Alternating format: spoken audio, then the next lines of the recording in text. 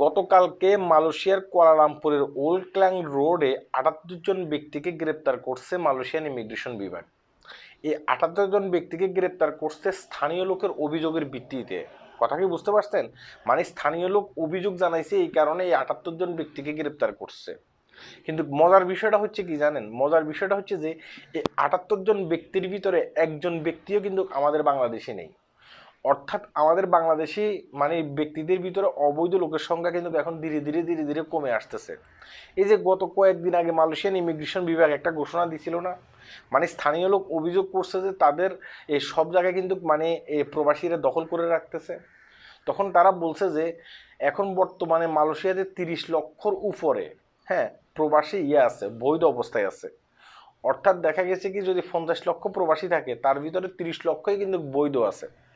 তার ভিতরে কিন্তু আমাদের বাংলাদেশিদের সংখ্যা অনেক বেশি। মানে মালয়েশিয়াতে দেখবেন যে অন্য অন্য দেশের তুলনায় ধরেন আপনার এই মায়ানমার, তারপরে আপনার দেখা গেছে কি এই ভারত, তারপরে দেখা গেছে কি আপনার পাকিস্তান, এগুলোর তুলনায় কিন্তু মালয়েশিয়াতে বাংলাদেশিদের সংখ্যা বেশি। তাহলে কিন্তু বাংলাদেশি অবৈধ লোকের সংখ্যা অনেক বেশি হওয়ার কথা ছিল, তাই না? কিন্তু এখন যে অপরসিগুলো চলতেছে এই বেশ কিছুদিন যাবৎ, সেখানে দেখা গেছে কি যদি ১০ জন বাইরের কান্ট্রির লোক ধরে সেখানে একজন আমাদের বাংলাদেশির লোক ধরে। অর্থাৎ ১০ জন যদি বাইরের কান্ট্রি অবৈধ প্রবাসী থেকে থাকে সেখানে আমাদের বাংলাদেশি একজন। এখন এই যে এখানে ৭৮ জন ব্যক্তিকে যে গতকালকে গ্রেপ্তার করছে সেখানে কিন্তু একজন বাংলাদেশিও ছিল না। এটা আমাদের জন্য খুবই সুসংবাদ। একজন বাংলাদেশিও ছিল না।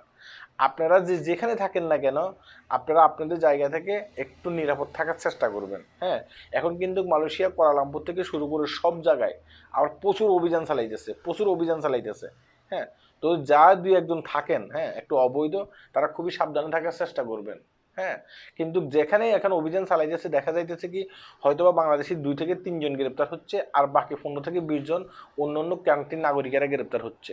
কিন্তু গতকালকে এখানে বাংলাদেশি একজনও ছিল না।